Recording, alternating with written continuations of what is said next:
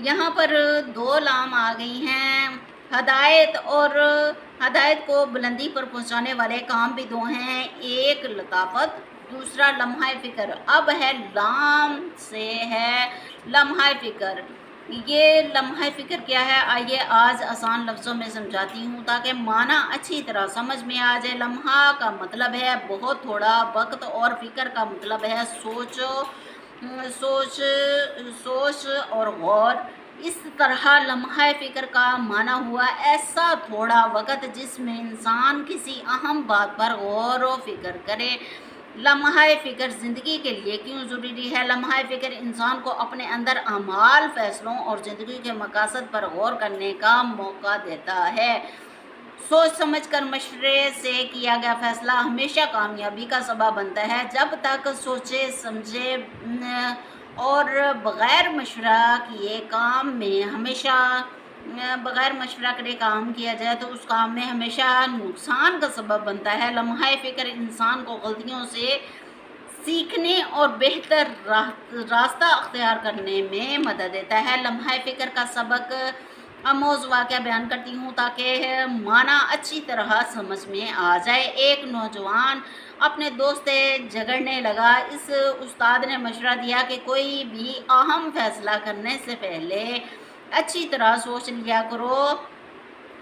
कुछ दिन बाद नौजवान को दोबारा गुस्सा आया तो लेकिन उस नौजवान ने अपने उस्ताद का कहना मानते हुए गौर व फ़िक्र किया तो उसे एहसास हुआ कि झगड़ा तो मामूली बात पर हो रहा है। चुनांचे इस नौजवान ने माफ़ी मांग ली और झगड़ा ख़त्म कर दिया। लिहाजा हमें ये सबक मिलता है कि किसी भी मामले में थोड़ा सा गौर व फ़िक्र करना इंसान को आने वाली बड़ी परेशानियों से बचा लेता है, गलत फहमियों से बचा लेता है, शर्मिंदगियों से बचा लेता है, कत्ल गारत से बचा लेता है, हर किस्म के नुकसानात से बचा लेता है। और सबक ये मिला कि इंसान को दानिशमंदाना फ़ैसले करने और गलतियों से बचने में लम्हा फ़िक्र मदद देता है। इसलिए मेरे बेटों, मेरी बेटियों, कामयाब ज़िंदगी गुजारने के लिए लताफ़त और लम्हा फ़िक्र दोनों ही बहुत ज़रूरी हैं। अब है अगला हरफ हुदल लिल मुत्तकीन की मीम से मुराद है मकसद हयात। इंसान का दुनिया में आने का मकसद क्या है? इबादत करना, नमाज पढ़ना, कुरान पढ़ना। और एक बहुत ही अहम और गहरा सवाल है और लोग इसका मुख्तलिफ़ सूरतों में जवाब देते हैं।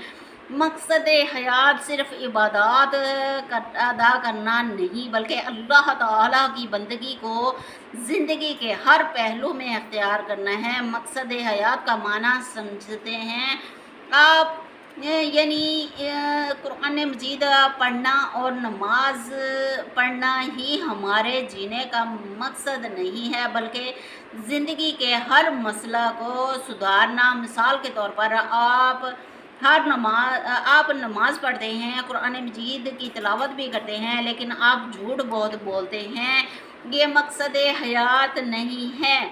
एक और मिसाल ले लें, आप नमाज भी पढ़ते हैं, कुरान मजीद भी पढ़ते हैं लेकिन आप लोगों को सताते हैं, ये मकसद हयात नहीं है। एक और मिसाल, आप नमाज भी पढ़ते हैं, कुरान मजीद भी पढ़ते हैं लेकिन चीज़ों को कम तोलते हैं, हेरा फेरी करते हैं, ये भी मकसद हयात नहीं है। आप नमाज कुरान मजीद पढ़ते हैं लेकिन अपनी बीवी के हुकूक अदा नहीं करते, खाना अच्छा दे रहे हैं, ना कपड़े ला के दे रहे हैं, मारते पीटते हैं, जुल्म ज़्यादतियाँ करते हैं, ये भी मकसद हयात नहीं है। बेशक अल्लाह ताला ने कुरान मजीद में फरमाया है, तर्जुमा है कि मैंने जिन्नों और इंसानों को अपनी इबादत के लिए पैदा फरमाया है।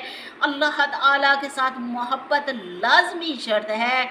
जिसकी इबादत कर रहे हैं उससे खालस मोहब्बत भी तो होनी चाहिए। खालस मोहब्बत उस वक़्त तक पैदा होती है जब तमाम बुराइयों से दिल दिमाग से निकाल दिया जाए और अच्छाइयाँ दिमाग में आ जाए। जब तक इंसान हर बुराई से तौबा ना कर ले, अल्लाह ताला से सच्ची मोहब्बत अल्लाह ताला से सच्ची मोहब्बत करता है اور نہ ہی مقصد حیات پاتا ہے۔ اب سمجھے ہیں آپ میری بات کو۔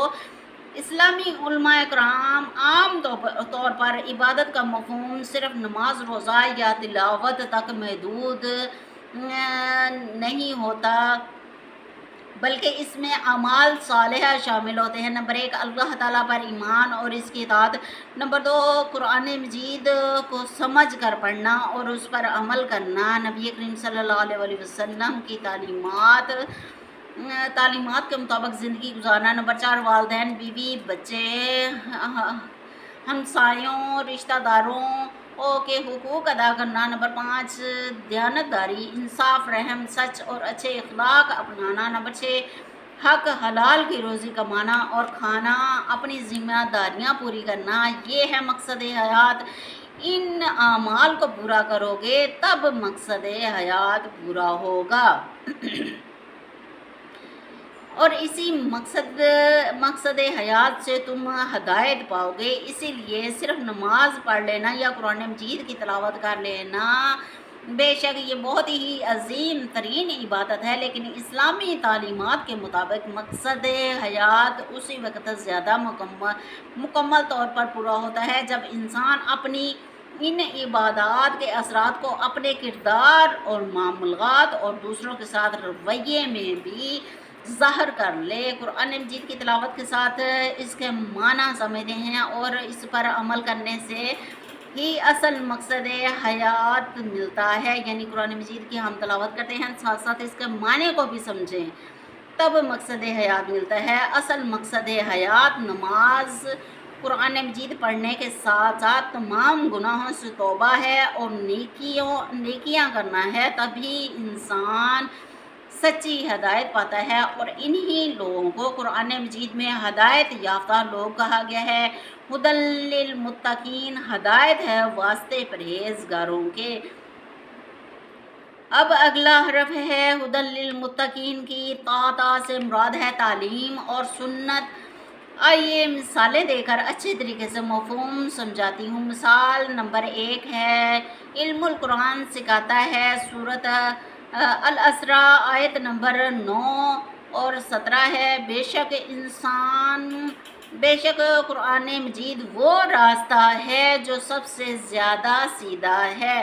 اس آیت مبارکہ سے یہ معلوم ہوتا ہے کہ قرآن مجید انسان کو صحیح اچھی زندگی گزارنے کی رہنمائی دیتا ہے۔ مثال کے طور پر مثال نمبر 2 ہے، نبی کریم صلی اللہ علیہ وسلم کی سنت سے صحیح بخاری شریف کی احادیث مبارکہ ہے، تم میں سے بہترین شخص وہ ہے جو قرآن مجید سیکھے اور سکھائے، اس سے بہترین انسان ہو ہی نہیں سکتا۔ ہمارے پہلے معلم تو نبی کریم صلی اللہ علیہ وسلم ہیں۔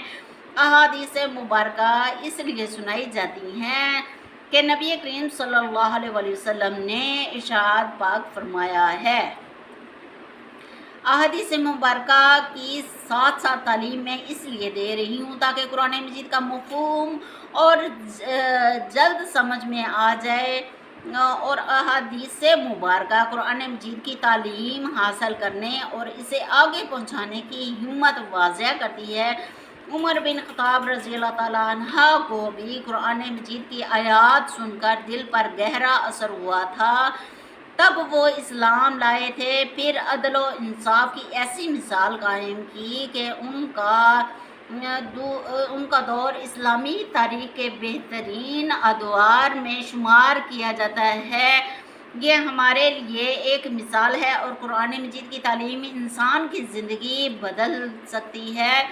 اب ہمیں بھی یہ سبق ملتا ہے کہ قرآن مجید کی تعلیم اور نبی کریم صلی اللہ علیہ وسلم کی سنت پر عمل انسان کو اللہ تعالیٰ کی عبادت، اچھے اخلاق، انصاف اور سچائی، امانت داری اور دوسروں کے حقوق ادا کرنے کی تعلیم دیتے ہیں۔ اس لیے قرآن و سنت ہدایت کا سرچشمہ ہے اور اصل راہ حق بھی یہی ہے۔ اب اگلا حرف ہے ہدی للمتقین کی۔ کاف سے مراد ہے قانون۔ قانون کے لغوی معنی ہے ضابطہ، اصول، قاعدہ یا ایسا نظام جس کے مطابق معاملات چلائے جائیں۔ عام طور پر قانون سے مراد وہ قواعد و ضوابط ہیں جو ریاست اپنے شہریوں کے لیے بناتی ہے تاکہ معاشرے میں نظم و ضبط برقرار رہے۔ قانون کے دائرے میں رہ کر ہی مدینہ کی ریاست بنتی ہے۔ قانون کے انسانی زندگی کے بہت گہرے اثرات مرتب ہوتے ہیں۔ نمبر 1، معاشرہ میں امن و امان قائم رہتا ہے۔ نمبر 2، لوگوں کے جان مال اور عزت کی حفاظت ہوتی ہے۔ نمبر 3، جرائم اور بد امنی کا خاتمہ ہوتا ہے۔ نمبر 4، شہریوں کے درمیان اختلافات کو منصفانہ طریقے سے حل کرنے کے لیے قانون پر عمل کیا جاتا ہے۔